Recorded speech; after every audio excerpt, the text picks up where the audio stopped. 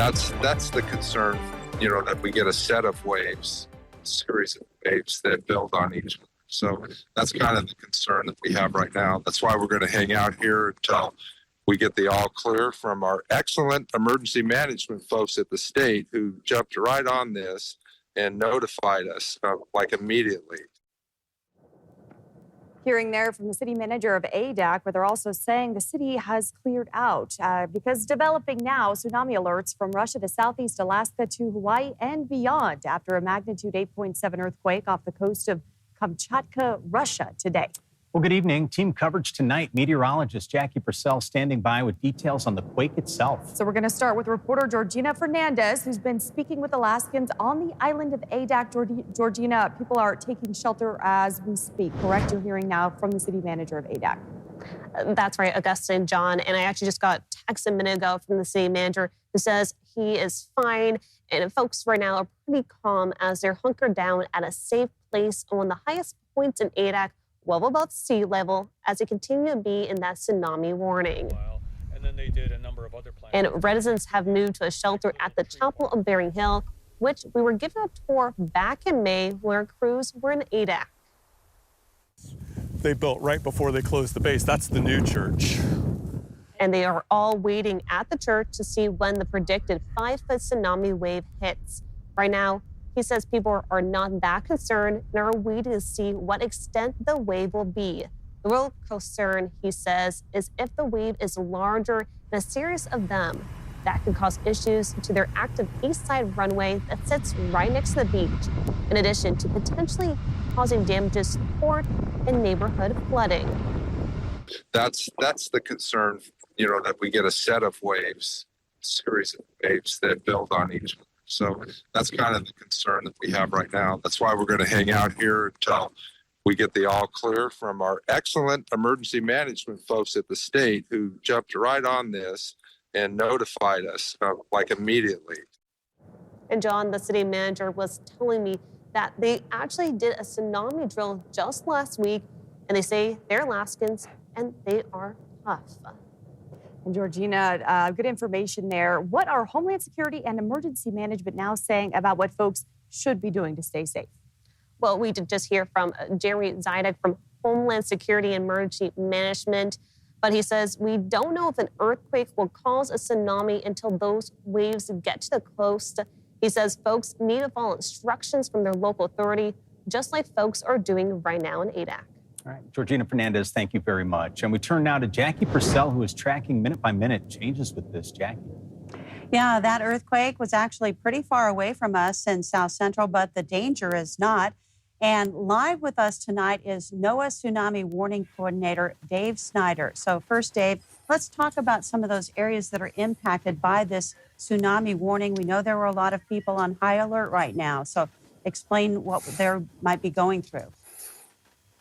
Sure thing. Areas in the western Aleutian Islands are still under a tsunami warning, all the way from Attu and just to the western end of the eastern Aleutian. So Adak and Atka are included in that as well. And St. Paul and St. George, you're under a tsunami warning. That means you could see water up on dry places on land right now. So if you're in any of those areas I just mentioned, you need to be following your local emergency management instructions, your city instructions, and moving to high ground. Follow their instructions carefully. An advisory continues for areas in the eastern Aleutians. That's from Nikolsky through Unalaska and Dutch Harbor and out towards Sandpoint and just east. Those areas we're not expecting water to get up onto dry land, but we may see impacts in bays and harbors there for a while. This is a really large earthquake, and these effects can continue for several hours and days, even after things have settled down for most of the ocean. Got some good news, though, for areas from about Sandpoint east to Kodiak into Cook Inlet. Homer and Seward up the Kenai Peninsula, Prince William Sound, areas from Yakutat all the way through southeastern Alaska. There is no longer an alert status for you. The watch has been dropped. We're monitoring water levels closely there, but we're not expecting significant impacts to reach into that alert status. But south of the the Panhandle, from Haida Gwaii, British Columbia, and south, all the way to the California-Mexico border. We are under an advisory there for those regions, so we're still monitoring the U.S. West Coast and the lower 48. But for Southwest Alaska, this is primarily a tsunami advisory event, again, from about Sand Point west. And then for the central and western Aleutians, including Adak, Atka, and Attu and Shemya, all those areas there are under a warning at this moment. Now, Dave, that part of the state did go through something similar a couple of weeks ago, an earthquake, a little bit smaller, but what's the difference between this current situation and that? This is absolutely a much larger earthquake. We're getting new information from our partners at the USGS and the Alaska Earthquake Center telling us that this earthquake is anywhere from 8.7 to 8.8. It is also one of those earthquakes that is a thrust earthquake. That means it's lifted the entire water column upwards, and that creates a tsunami across the entire ocean column, not just a surf wave, a wind wave.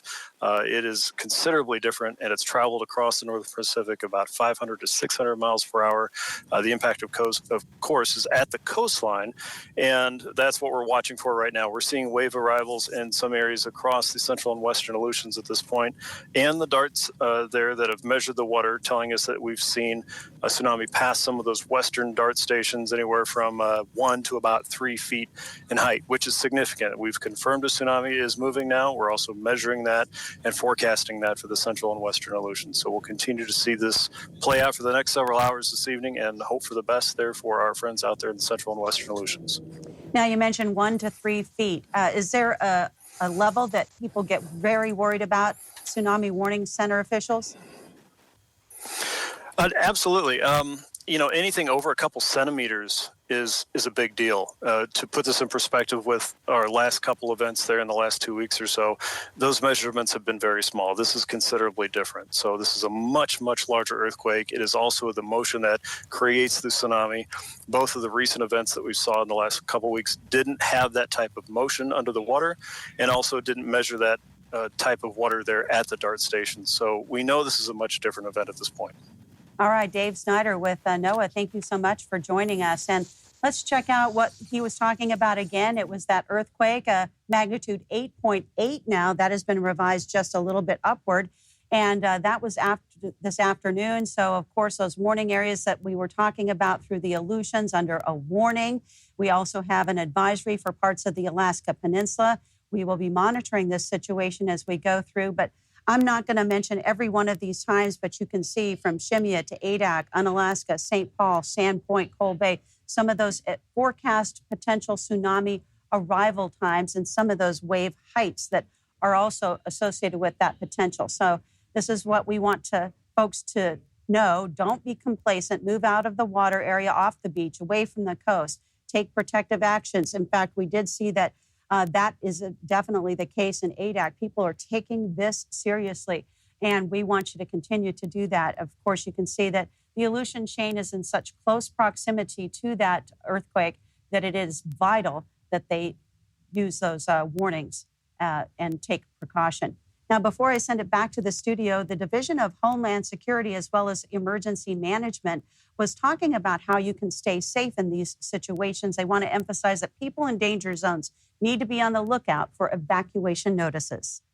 We don't really know the impact an earthquake will have and if it will generate a tsunami until the tsunami waves actually start to arrive on coastal tidal gauges. And we want people to get to safety if their local community determines an evacuation is needed. And in case you're able to grab emergency items, here's a quick overview of some of the things that are recommended for Go Kits. And this should be in an all easy to carry bag or backpack. Even in a convenient location, you'll want at least 1 gallon of water per day per person, along with 3 days worth. Also per person of non-perishable foods, along with any prescriptions and other meds you might need. Have copies of important documents such as identification and legal documents, maybe even in a digital form for convenience. Electronics-wise, chargers, flashlights, batteries, and a radio are good to have. This is a short list. The full version is online at ready.gov. Augusta and John, back to you. A lot of great information there. Jackie, thank you so much. And of course, we'll be hearing more from experts throughout the evening as we figure out the actual impact of this earthquake and this expected possible wave. Yep, more to come. A lot more here on Alaska's News Source tonight. Well, this is cool. A musician from Homer is making his debut on America's Got Talent. Our Jace Bertrand spoke with him to learn how his love of music brought him to the lower 48 and a nationally televised stage.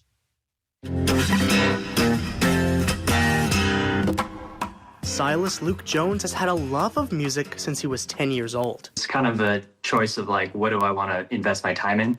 At the time, I was taking karate lessons, and my parents were like, what about music? And kind of brought it up, and they got me a guitar for Christmas. While Jones enjoys singing and songwriting, a different passion has brought him to the America's Got Talent stage. We call it in the guitar world percussive fingerstyle guitar or progressive fingerstyle guitar. And that basically means using the guitar in unique ways.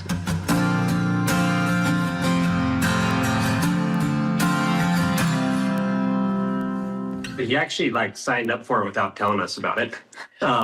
He's like, oh, hey, by the way, I signed up for AGT. It was exciting to see him, stepping out, taking initiative and stepping up to challenge himself in that way to see, am I good enough to make this happen? I feel like the style of playing is not super popular, and I love doing it, and I want to do it professionally. I want to travel and show people what the guitar can do and what anyone can do when they put their mind to, something and devote time to it. AGT is such a huge stage, and it's always been something you watch and you're like, whoa. Imagine going out in front of that many people, in front of judges, and being so good at your talent and so well versed in your instrument that you can do it and have confidence that you can do it well. It was a proud parent moment. Yeah, big thumbs up on our end. But most likely you'll see us in the audience reacting to his performance on stage. Cheering him on, of course. Yeah. Like we always do at every event. For Jones, the big stage is also a reminder of small, homegrown roots. I've done a lot of stuff in Alaska. I'd love to do it around the world. I'm ready to take it. I'm ready to take whatever it brings, Jace Bertrand, Alaska's news source. Impressive. Very cool. Silas Luke Jones's appearance on America's Got Talent will air on KTUU Channel 2 from 7 to 9 tonight. It will also be on from 8 to 10 this evening on KTVF. While we were amazed watching, we were also laughing at that man's reaction. face. Howie Mandel's face says it all. It's whoa, because he's doing some pretty neat things with the guitar. You said growing up in Alaska, wintertime. What else are you going to do? Get a lot of time inside. Pew, pew, pew, pew. All right. Dialed in his skills. Very cool. Jackie Purcell, what's happening? Well, we are expecting a wet Wednesday here in the South Central region. Let's check out our sunset times for tonight in Anchorage, Fairbanks, Juneau, and Bethel. Yeah, we're losing us minutes here and there, but still those sunsets are pretty late.